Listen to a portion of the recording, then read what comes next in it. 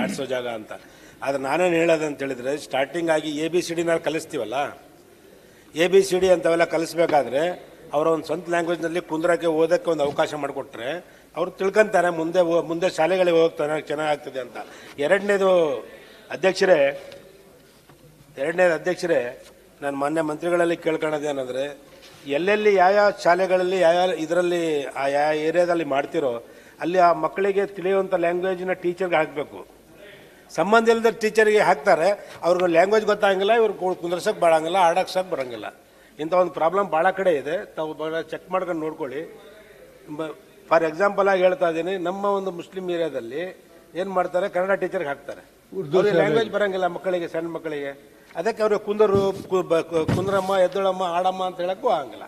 ಅಂತ ಒಂದು ಪರಿಸ್ಥಿತಿ ಇರ್ತದೆ. ಅದಕ್ಕೆ ಸ್ವಲ್ಪ ಆ ಏರಿಯಾ ತಕ್ಕಂತೆ ಆ ಟೀಚರ್ಗಳನ್ನ ಹಾಕಿದ್ರೆ ಸರಿ ಇರ್ತದೆ ಅಂತ ನಾನು ಹೇಳ್ತೀನಿ. ಇದ್ರ ಬಗ್ಗೆ ನಾನು ವಿಚಾರ ಮಾಡ್ತೀನಿ. ಕೇಶವ್ ಪ್ರಸಾದ್.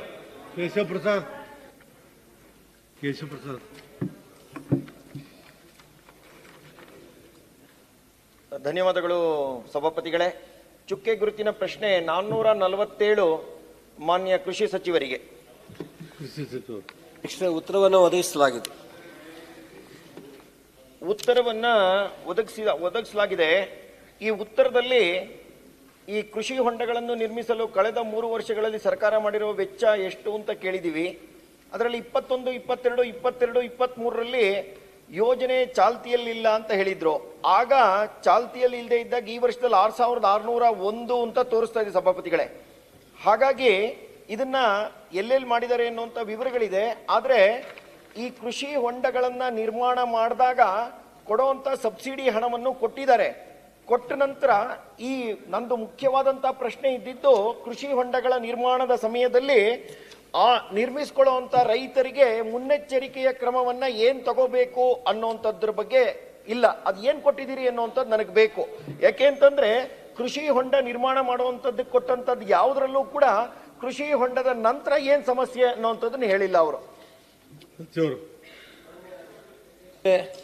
ಕೃಷಿ ಹೊಂಡ ಮಾಡ್ತಕ್ಕಂಥದ್ದು ರೈತರ ಜೊತೆ ಸಂಪೂರ್ಣವಾಗಿ ನಮ್ಮ ಸ್ಥಳೀಯ ಅಧಿಕಾರಿಗಳು ಅಲ್ಲಿಯ ಸಮಸ್ಯೆಯನ್ನು ಚರ್ಚೆ ಮಾಡಿ ಈಗ ತಂತಿ ಬೇಲಿನೂ ಸಹ ಅಳವಡಿಸ್ತಕ್ಕಂಥ ತೀರ್ಮಾನವನ್ನು ಸರ್ಕಾರ ತಗೊಂಡಿದೆ. ಅದಕ್ಕೂ ಸಬ್ಸಿಡಿಯನ್ನು ಕೊಡ್ತೀವಿ. ಬೇರೆ ಇದಕ್ಕೆ ನಾವು ಹೆಚ್ಚು ಸಬ್ಸಿಡಿ ಇದೆ, 80%, 90% SC/STಗೆ. ತಂತಿ ಬೇಲಿಗೆ ಮಾತ್ರ 40%, 50% ಇದೆ. ಸೊ ಯಾರಾದರೂ ಮಕ್ಕಳುಗಳು ಹೋದಾಗ ಅಥವಾ ಬೇರೆ ಯಾರಾದ್ರೂ ಹೋದಾಗ ತೊಂದರೆ ಆಗಬಾರ್ದು ಅನ್ನೋ ಕಾರಣಕ್ಕೋಸ್ಕರ ತಂತಿ ಬೇಲಿಯನ್ನು ಅಳವಡಿಸಿ ಈಗ ಎಲ್ಲ ರೋಡ್ ಮಾಡಿದ್ರೆ ರೋಡಲ್ಲೂ ಆಕ್ಸಿಡೆಂಟ್ ಆಗುತ್ತೆ. ಭೋಜೇಗೌಡ್ರೆ ಅಧ್ಯಕ್ಷರು, ರೋಡ್ ಮಾಡಿದ್ರೆ ಹೊಸ ರೋಡ್ ಮಾಡಿದ್ರೆ ಸ್ಪೀಡಲ್ಲಿ ಹೋಗಿ ಆಕ್ಸಿಡೆಂಟ್ ಆಗುತ್ತೆ, ಹಳೆ ರೋಡ್ ಆದರೆ ಜರ್ನಿ ಆಗಲ್ಲ ಅಂತ. ಎಲ್ಲಕ್ಕೂ ಒಂದೊಂದು ನೆಗೆಟಿವ್ ಪಾಸಿಟಿವ್ ಇರುತ್ತೆ, ದಯಮಾಡಿ. ಸೊ ನಾವು ಏನು ಮುನ್ನೆಚ್ಚರಿಕೆ ಕ್ರಮ ತಗೋಬೇಕೋ ಅದನ್ನು ತಗೊಂಡಿದ್ದೀವಿ. ಇತ್ತೀಚಿನ ದಿನಗಳಲ್ಲಿ ಹೊಸದಾಗಿ ಆಗ್ತಕ್ಕಂಥ ಕೃಷಿ ಹೊಂಡಗಳಲ್ಲೂ ಸಹ ಸುತ್ತ ತಂತಿ ಬೇಲಿನ ಹಾಕಿ ಯಾರಿಗೂ ತೊಂದರೆ ಆಗದಂಗೆ ನೋಡ್ಕೊತಾ ಇದ್ದೀವಿ. ಕಳೆದ 3 ವರ್ಷ ಇದನ್ನು ಕೃಷಿ ಹೊಂಡ ತಮ್ಮದೇ ಸರ್ಕಾರ ಇದ್ದಾಗ ನಿಲ್ಲಿಸಿದ್ರು. ಕಳೆದ ವರ್ಷ ನಾವು ಕೃಷ್ಣ ಬೈರೇಗೌಡರಿಂದ 2013ರಿಂದ 2018ವರೆಗೂ ನಾವು ಭಾಳ ವ್ಯಾಪಕವಾಗಿ ಮಾಡಿದ್ದೋ.